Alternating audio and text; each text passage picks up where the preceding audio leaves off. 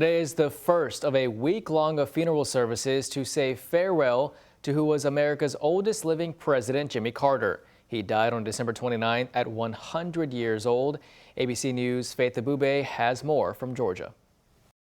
This morning, a motorcade taking former President Jimmy Carter from his hometown of Plains, Georgia, pausing for a moment at his boyhood farm before making the 100-mile trip to Atlanta, arriving at the Carter Center where there will be a private funeral service and public viewing. Tuesday, his body will be flown to Washington, D.C., where he will lie in state at the U.S. Capitol. A national service at Washington's National Cathedral planned for Thursday before his remains are flown back to his Georgia hometown for a private burial. At the national service, his longtime friend, President Joe Biden, will deliver a eulogy. President-elect Trump also expected to attend. President Carter will ultimately be laid to rest next to his beloved wife, Rosalind, in Plains. He once called her his secret weapon.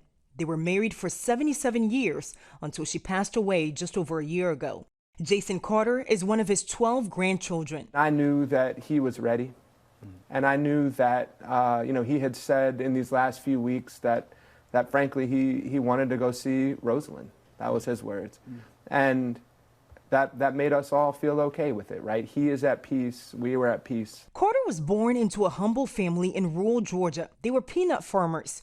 Carter enlisting in the Navy, becoming a state senator, Georgia governor, and eventually sitting in the most powerful office in America. I, Jimmy Carter, do solemnly swear. James Earl Carter taking the oath of office in January 1977, serving just one term with challenges at home and abroad. But most agree his years after the White House were remarkable, building homes for the poor even into his 90s. And through the Carter Center, bringing fair elections and an end to diseases in places around the world. He was an honest man. I think his legacy would be his honesty, his faith, and in politics, that's kind of rare today.